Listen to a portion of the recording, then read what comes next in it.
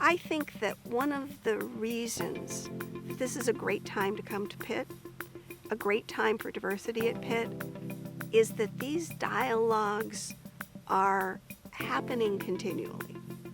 We aren't pretending that there's going to be one workshop, one discussion, one position created, one scholarship that's going to solve this problem.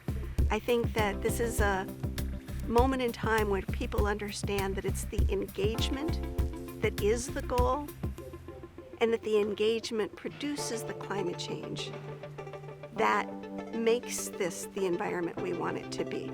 You know, whether it's our faculty or our staff, you can see so many different diverse groups that are working with diverse groups of students in various ways to really, again, foster that community, that safe space, that space where students can really feel not only welcome, but express their agency. They can really contribute to the university by creating new initiatives, new clubs, new experiences, research. Everyone's voice matters, everyone's idea matters, and we really are cultivating that environment to really be a place where we can just continue to attract the type of diverse students that we need and that our world needs to really be ready to tackle some of the problems that exist in our world today.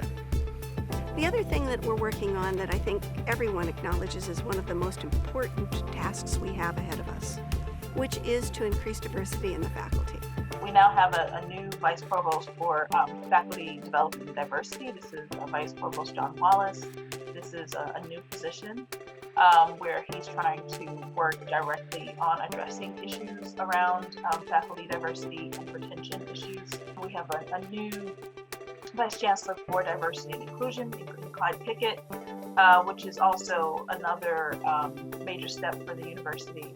Working with my colleagues at Pitt is it's humbling. I mean, there's so many wonderful faculty here at Pitt who are trying to figure out ways to find new programming, especially considering the hardships of 2020, and to respond to what students want to do, to respond to different, very, very, very different professional landscapes. That's just a reality. We can't, continue to teach as though the world looks the same. So thinking about like what, trauma-informed pedagogy would look like, what pedagogy looks like that's actually very sensitive to, let's say, the political context of the present. These are things that people at Pitt are really dedicated to and working together on, and listening to their students about. So it's really remarkable, it's really humbling, and it makes me feel good about where our university is headed. There's an alignment that's required that people don't talk about always. You need support at every level.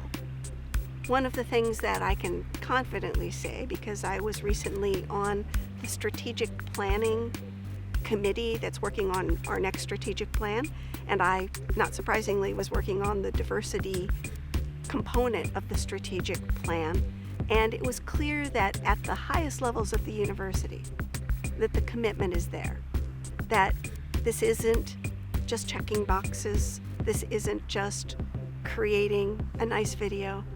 This is actually about changing things at every level and involving everyone.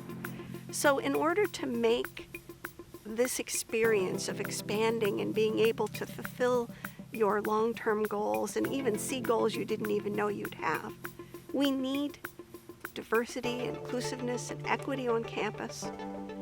And it is that very diversity which will help open all of the possibilities for students.